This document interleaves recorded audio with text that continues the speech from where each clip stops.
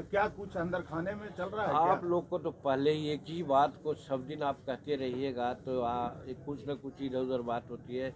एकदम पहाड़ के तरह से डटे हुए हैं हमारे नीतीश कुमार जी। एक बार नहीं, सैकड़ों बार वो कह चुके हैं, कल भी वो कहे हैं। हम भी उनके साथ रहे हैं, उनके मानसिकता को जानते हैं कि वो जाएंगे तेजस्वी के साथ, जिनके यहाँ आज सारा ज़मीन हमारा यहाँ जितना पर्चा दिया है, परमाना दिया है शेड्यूल कास्ट को, एक भूदान ज़मीन का, सीलिंग ज़मीन का 75% भाग तेजस्वी प्रसाद के कार्यकर्ताओं ने हड़प लिया है। और उस चीज़ को अगर उनकी सरकार आवेगी तो आज तो हड़प लिया है तो कल तो और क्या होगा कुछ कहा नहीं जा सकता है। इसलिए बिहार की जनता उनके पल्ले में नहीं पड़ने वाली है। और नीतीश कुमार बखूबी बात को जानते हैं, कभी भी 2005 के पहले की स्थिति को पैदा नहीं होने देंगे। 20 साल सरकार उन्होंने सुशासन की चलाई है, अपना नाम बदनाम नहीं होने देंगे। कल बहुत अच्छा उन्होंने कहा, हम उनको धन्यवाद देते हैं कि वो बिहार का भी विधान उन्नयन करेंगे और भारत सरकार को, भारत के लोगों को भी विकास करेंगे, जिसका संकल्प कर लिया। इसके बाद आप लोगों को कोई प्रश्न नहीं पूछना चाहिए। सर, छत्तीसगढ़ में पत्रकार की हत्या हुई है। तो आप लिखिएगा सरकार को या इस तरह का जांच के लिए जो चार्ज बनाया जा रहा है छत्तीसगढ़ में, या लोगों को हम लिखेंगे कि ऐसी ऐसी गड़बड़ियां हो रही है, उसको आप सुधार कीजिए। सर, छत्तीस हुई है, लाश को सेफ्टी टैंक में डाल के ऊपर से चुनवा दिया गया है, इस पर क्या प्रतिक्रिया? जघन्य घटना है। पत्रकार हमारा समाज का बहुत चौथा स्तंभ है और इसको निर्भीक पत्रकार होगा, बहुत सच्चाई को सामने लाने वाला आदमी होगा। तो जानबूझ कर के जो डिसग्रंटल लोग हैं, दुष्कर्मी लोग हैं, उनकी हत्या क्या है, इसको हम जितनी भी भर्त्सना करेंगे वो कम है। उसके परिवार को निश्चित रूप में वो सरकार हर तरह से सपोर्ट करे, कंपनसेशन दे, उनके बाल बच्चों को सरकारी नौकरी दे, ये हम मांग करते हैं। और जिसकी हत्या हुई है उसकी उच्च स्तरीय जांच भी हो। सर, दिल्ली चुनाव में क्या होने वाला है सर? आप देखिए, दिल्ली की बात हम चूँकि आपको पहले भी बोल चुके हैं कि जब हम पार्लियामेंट के मेंबर हैं, वहाँ भारत सरकार के मंत्री हैं, तो बहुत नज़दीक से दिल्ली को हम देख रहे हैं। दिल्ली के आम लोग, उन लोगों का जो संस्था, खास करके केजरीवाल साहब का एक पर एक जो नारा दे रहे हैं लुभावन, लेकिन पिछला नारा का याद दिलाना नहीं है। अभी नारा दे रहे हैं कि ये करेंगे वो करेंगे, लेकिन पिछला उन्होंने जो कहा था उसको एक भी पूर्ति नहीं किया है। तो वहाँ की जनता इसको मजाक समझ रही है।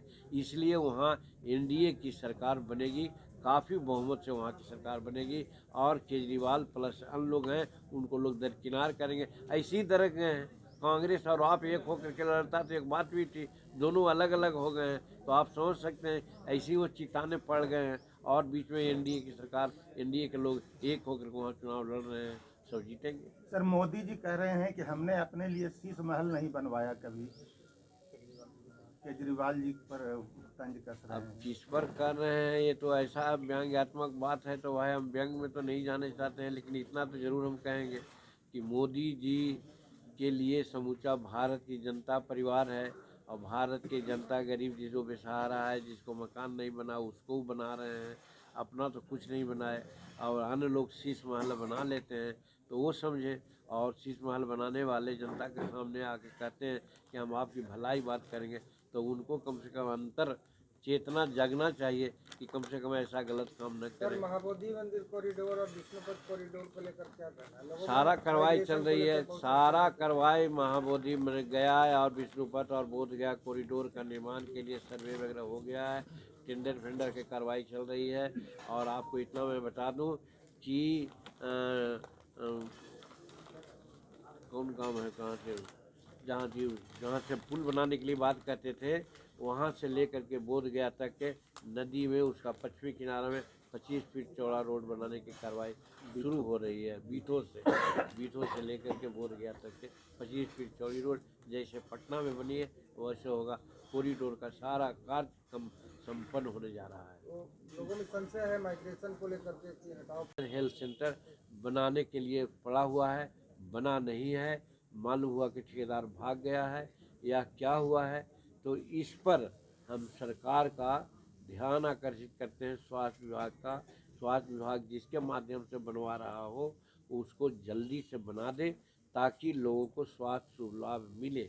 सारा ये है। दूसरी बात, वहाँ पर भी एक दो वो पोखर की बात भी बोला। बहुत बड़ा पोखर है जिसको जीर्णोद्धार करने से लोगों को बहुत फायदा हो सकता है, सिंचाई की बात हो सकती है। तो बातें तो अनेक आई, लेकिन सबसे प्रमुख बातें ये आई कि 12 चट्टी से मोहनपुर का जो रोड बनाया गया है, आरसीडी के द्वारा बनाया गया है, वो हमारे समय में बना था। 7 मीटर चौड़ा बनाने की बात आई थी। किस परिस्थिति में वो 5 मीटर चौड़ा बनी है, जिसके चलते वहाँ पर अनेकों एक्सीडेंट हो रहा है। सड़क किस समय टूट जाएगी उसका कोई हिसाब नहीं है। हम मांग करते हैं कि उसको डबल रोड बनाया जाए और जो घटिया किस्म का लोग बनाया जिसके चलते रोड गड़बड़ी हो रही है उसकी जांच हो और उसके बाद उसमें सुधार हो। तो जाने के बाद बहुत समस्या यहाँ भी जो कहा ये प्रधानमंत्री का जो योजना है उसमें 4 किलो जब पैसे मिलता है, अनाज मिलता है, ये शुरू से धनगाई से लेकर के डंगरा तक के यही सब जगह मिला। ये एक जनरल प्रॉब्लम है। सड़क का है कि सोप से धनगाई तक के रोड का चौड़ीकरण हो, फिर आपको 12 चट्टी से लेकर के मोहनपुर का रोड है उसका चौड़ीकरण होना चाहिए, टीले टाल का रोड बनना चाहिए, फिर वो जो हमने कहा कि पहाड़ को बांध करके ये करना चाहिए। और एक पॉइंट जो हमको बेरी में न बोला जी, बेरी में भी कौन पॉइंट का नाम बन रहा है, कहाँ है जी बताइए तो। हाँ,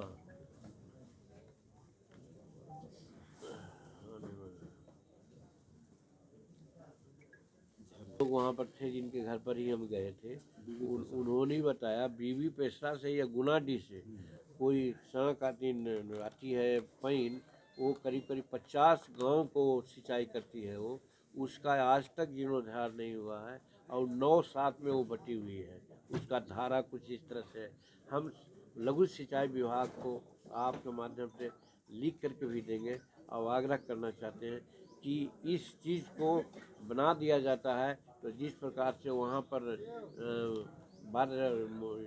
धनगाई में हमने कहा वो डैम और फिर ये पैन दोनों को अगर बनाया जाता है तो 12 चट्टी का दक्षिणी भाग जो है वो सिंचाई के माने में स्वावलंबी हो जाएगा। तो यही मुख्यतः बातें हैं और उसके बाद आप लोग आए हैं, बहुत धन्यवाद देते हैं। और वैसे बहुत सी बातें आगे पीछे करेंगे और ऐसे आप लोग कुछ पूछना चाहें तो राजनीतिक खेल खेलना है तो ये तो अनशन करेंगे ना, देखेंगे ना, तो इसलिए अपना करें। हालांकि अनशन का कोई औचित्य नहीं है, सब सरकार छात्र के हित में काम किया है और करती रहेगी। सर, लालू यादव बार बार नीतीश कुमार को बुला रहे हैं, दिशा भारती ने ऑफर किया है।